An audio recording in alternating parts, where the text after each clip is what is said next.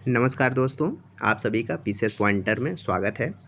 पिछली वीडियो में हम लोग वैदिक सभ्यता के बारे में बात कर रहे थे। उसी क्रम में हम लोग इस वीडियो में वैदिक सभ्यता से ही संबंधित और कुछ तथ्यों पर बात करेंगे। उससे पहले आप लोगों को मैं यह बताना चाह रहा हूँ कि इस चैनल पे जो भी वीडियो अभी डाले जा रहे हैं, वो आपके यूपी पीसीएस का प्रीलिम एग्ज़ाम हो या आरओ हो या फिर कोई भी एग्ज़ाम हो जिसमें जीएस पूछा जाता है ऑब्जेक्टिव फॉर्म में, उन सभी के लिए यह वीडियो बहुत ही इम्पोर्टेंट रहेगा। तो आप लोग इस वीडियो को भरोसा करके देखें और हो सके तो कुछ आप लोग चाहें तो नोट्स भी इससे आप लोग बना सकते हैं। तो चलिए हम लोग वीडियो को शुरू करते हैं। जो वैदिक कालीन सभ्यता थी उसके धर्म की हम लोग चर्चा करेंगे कि उसमें क्या धार्मिक मान्यताएँ थी। तो जो ऋग्वैदिक काल था उसके जो धार्मिक कर्मकांड होते थे उनका क्या उद्देश्य था? तो मूल उद्देश्य था भौतिक सुखों को प्राप्त करना और उस समय के भौतिक सुख का क्या मतलब था कि पुत्र प्राप्ति हो, अधिक से अधिक पशु हों उनके पास और उस समय ये माना जाता था कि जिनके पास पशुओं की संख्या अधिक होती थी, उन लोगों की समाज में प्रतिष्ठा भी उतनी ज़्यादा होती थी। ऋग्वेद काल में कुल कितने देवी-देवताओं का उल्लेख किया गया है? तो कुल 33 देवी-देवताओं का उल्लेख किया गया है और उनमें सबसे ज़्यादा महत्वपूर्ण देवता किनको माना गया है? तो इंद्र को माना गया है, अग्नि को और वरुण को। और इंद्र के लिए 250 सूक्त का उल्लेख किया गया है और अग्नि के लिए 200 सूक्त का उल्लेख किया गया है। यानी कि इंद्र के लिए 250 मंत्र थे और अग्नि के लिए 200 मंत्रों का उल्लेख मिलता है। आगे बढ़ते हैं हम लोग। इंद्र को और किन नामों से जाना जाता है? तो इंद्र को पुरंदर के भी नाम से जाना जाता है, सर्वशक्तिमान देवता के रूप में भी इंद्र को जाना जाता है, युद्धों के देवता की भी संज्ञा इंद्र इंद्र को दी जाती है तथा इनको जो आर्य थे उनके सर्वाधिक लोकप्रिय देवता भी इंद्र ही थे। ठीक? आगे बढ़ते हैं हम लोग। और इंद्र को क्या जाना जाता है कि इनको झंझावात के देवता भी कहा जाता है और इन्हें वर्षा के देवता के रूप में भी जाना जाता है। और जो इंद्र की पूजा लोग क्यों करते थे, वह उनका आवाहन क्यों किया जाता था? तो इनको भौतिक सुख और विजय के लिए इनका आवाहन किया जाता था। इंद्र के बारे में और कुछ कथन दे रखे हैं कि इंद्र को भोज और सोमरस इनके लिए प्रिय थे, ठीक है? ये सोमरस का पान भी करते थे और इनको पुरों को नष्ट करने वाला कहा जाता था। पुरों को नष्ट इसीलिए इनको पुरंदर भी कहा जाता था और इनके लिए सर्वाधिक सूक्त का प्रयोग किया गया। इसके बारे में हम लोग अभी ऊपर बात कर चुके हैं। ऋतस्य गोपा जो शब्द है ये किस किस देवता के लिए उल्लेख किया गया है? तो ये वरुण देवता के लिए ऋतस्य गोपा शब्द का उल्लेख किया गया है और ऋग्वेद में ही पहली बार जो आत्मा के आवागमन की अवधारणा का उल्लेख मिलता है। आत्मा के आवागमन की जो परिकल्पना की गई है सबसे पहले ऋग्वेद में की गई थी और किस सूक्त में? तो नासदीय सूक्त में इसकी आत्मा के आवागमन के अवधारणा की परिकल्पना की गई है।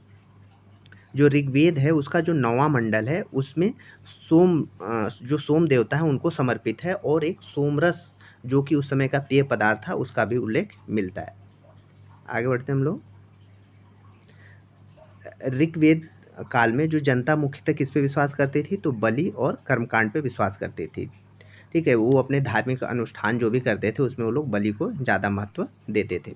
गायत्री मंत्र की रचना किसने की है? तो विश्वामित्र जी ने की है और इसका उल्लेख जो है ऋग्वेद के जो तीसरा मंडल है उसमें इसका उल्लेख मिलता है। जो अघन्या शब्द है, ठीक है? ऋग्वेद में जो अघन्या शब्द का प्रयोग किया गया है गायों के लिए प्रयोग किया गया है। ठीक है? और अघन्या शब्द का मतलब क्या है कि जिसको मारा न जा सके और ये आरओ में जो वाक्यांशों के लिए एक शब्द आता है कि जिसको मारा ना जा सके तो उसमें भी अघन्या शब्द ये इम्पोर्टेंट है। तो आप लोगों का एक एक जो है आरओ का हिंदी वाला जो क्वेश्चन है यहाँ से आप लोगों का सही हो सकता है। ठीक? आगे बढ़ते हैं। ऐसे चीज़ों से क्या लगता है कि आप लोगों को जो मतलब कहीं से भी कुछ भी पढ़ें तो वहाँ से आपके फ़ायदे वाली चीज़ें मिल सकती है। जैसे अब अघन्या शब्द यहाँ मिल गया तो ये हिंदी में वाक्यांशों का एक शब्द जो है उसमें भी हम लोग पढ़ते हैं। ठीक है? अब ऋग्वेद के बारे में कुछ कथन दे रखा है कि ऋग्वेद में 33 देवताओं का उल्लेख देवी-देवताओं का उल्लेख किया गया है और जो ऋग्वेद का 10वाँ मंडल है उसमें वर्ण व्यवस्था जो था उसका उल्लेख मिलता है। ठीक है? जो 10वें मंडल का जो पुरुष सूक्त है उसमें वर्ण व्यवस्था का उल्लेख मिलता है। जो अश्वत्थ शब्द दे रखा है इसको ये शब्द किसके लिए प्रयोग होता था? तो पीपल के वृक्ष के लिए इस शब्द का प्रयोग किया जाता था। ठीक है? आगे बढ़ते हैं हम लोग। जो ऋग्वेद है इसमें कहा गया है कि किस देवता के लिए, कि वह सहस्त्र स्तंभों वाले भवन में निवास करते थे। तो कौन वो देवता थे? तो मित्र वरुण थे, जो कि सहस्त्र स्तंभों वाले भवन में निवास करते थे। और किस देवता का जो रथ होता था वो बकरों के द्वारा खींचा जाता था। कौन देवता थे? वो पूषण थे। और पूषण को क्या बोला जाता है पूषण के बारे में? कि शूद्रों के देवता हैं। ठीक है, पूषण को शूद्रों के देवता के रूप में भी जाना जाता है। जो ऋग्वेद का वंश मंडल है, जब उसकी शुरुआत की जाती है तो प्राय किस देवता के मंत्रों के उच्चारण से शुरू किया जाता है? तो अग्नि देवता के मंत्रों के उच्चारण से वंश मंडल का प्रारंभ किया जाता है। ऋग्वेद का सर्वाधिक लोकप्रिय छंद कौन सा है? तो गायत्री मंत्र ही है ऋग्वेद में सब सर्वाधिक लोकप्रिय। आगे बढ़ते हैं हम लोग। जो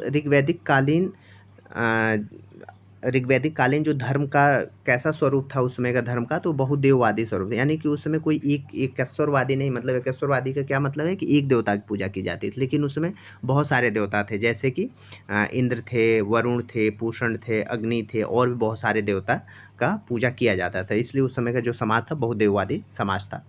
ऋग्वैदिक कालीन जो आर्य किस देवता से परिचित नहीं थे? तो उस समय शिव की पूजा नहीं की जाती थी। ठीक है, इंपॉर्टेंट है। ऋग्वैदिक जो आर्य थे, ठीक है, वो देवी देवताओं की तो पूजा करते ही थे, उनके साथ साथ वो प्रकृति की भी पूजा करते थे। ठीक है, ये भी इम्पोर्टेंट है, यहाँ से क्वेश्चन आ सकता है।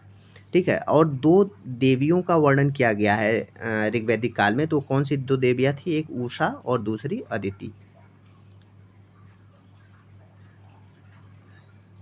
नेक्स्ट है कि जंगल की जो देवी थी उनको किस नाम से जाना जाता था? तो उनको अरण्ययानी के नाम से जाना जाता था। ठीक है, यानी जो जंगल की देवी को अरण्ययानी के नाम से जाना जाता था। ठीक है, और जंगल क्या होता है पर्यायवाची जंगल का? अरण्य भी जंगल का पर्यायवाची होता है। ठीक है, ये भी एक हिंदी का क्वेश्चन आपका यहाँ से सॉल्व हो जाएगा। चलिए आगे बढ़ते हैं कि वेदों से संबंधित जो पुरोहित होते थे वो उनको किन नामों से पुकारा जाता है? जैसे कि हम अगर बात करें ऋग्वेद की बात करें तो ऋग्वेद के जो पुरोहित होते थे उनको होत्री या होता के नाम से बुलाया जाता था। जो यजुर्वेद होते थे उनके पुरोहित को अध्वर्यु के नाम से जाना जाता था। सामवेद के जो पुरोहित होते थे उनको उद्गाता बोला जाता था, और अथर्ववेद के जो पुरोहित होते थे उन्हें ब्रह्मा बोला जाता था। ठीक है, ये इंपॉर्टेंट है, यहाँ से मैचिंग के लिए अक्सर क्वेश्चन आ जाते हैं।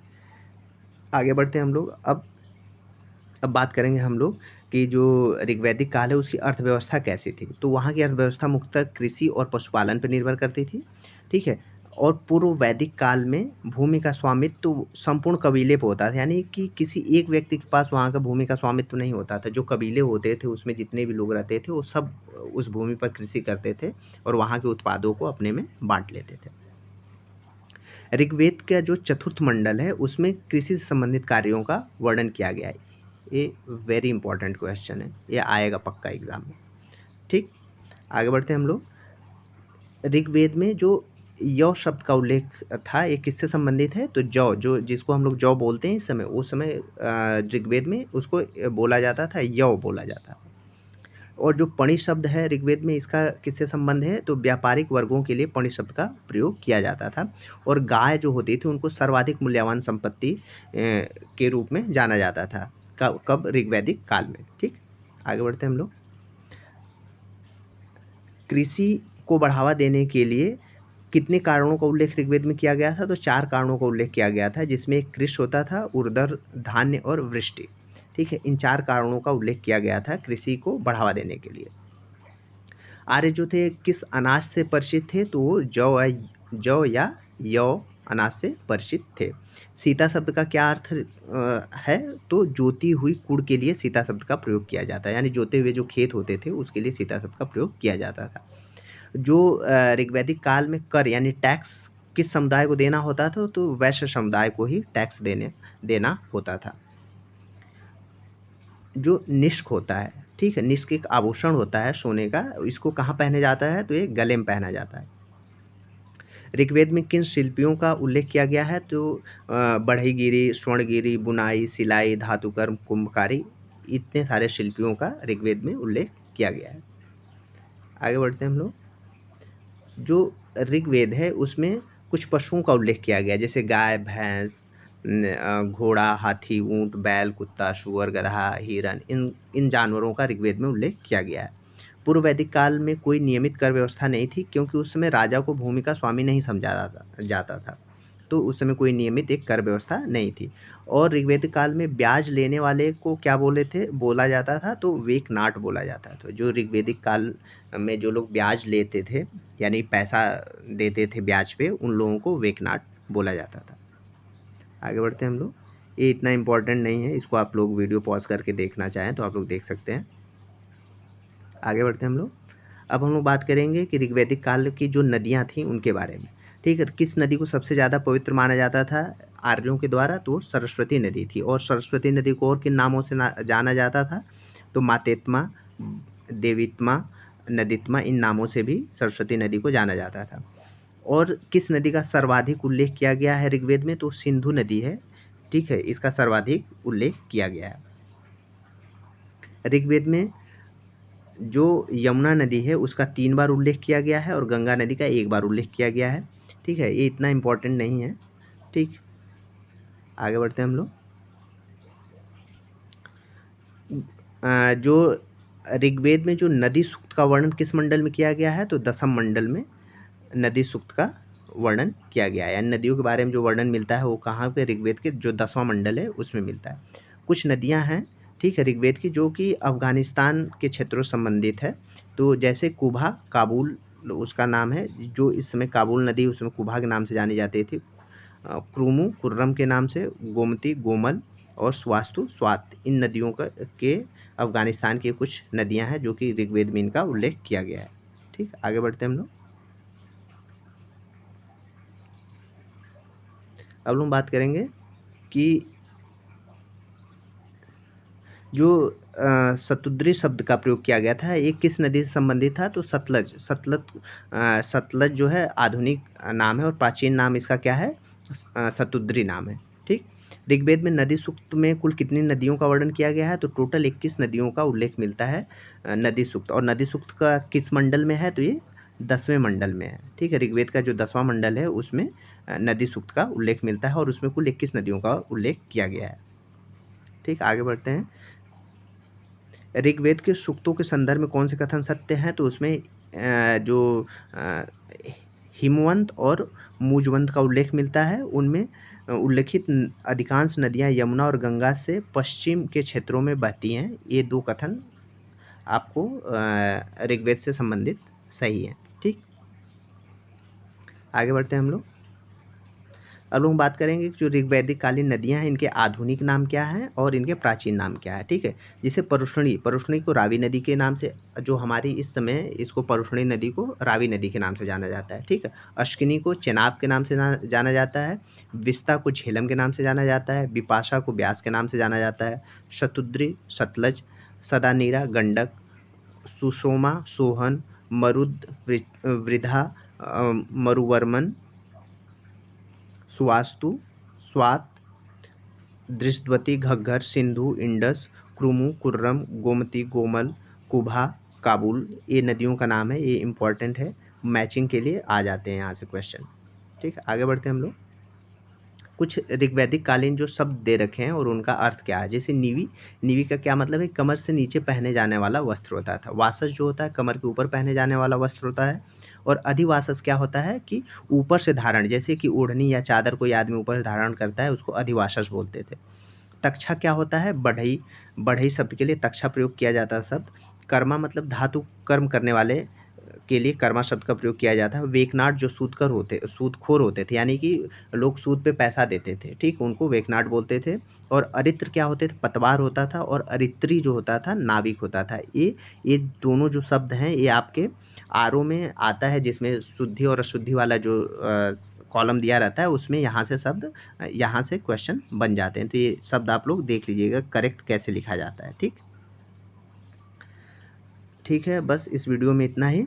वीडियो पसंद आया हो तो आप लोग लाइक ज़रूर करें, अपने दोस्तों के साथ शेयर करें, और चैनल पे नए हैं तो चैनल को ज़रूर सब्सक्राइब करें और चैनल को सपोर्ट करें। ठीक है, thank you so much for watching this video.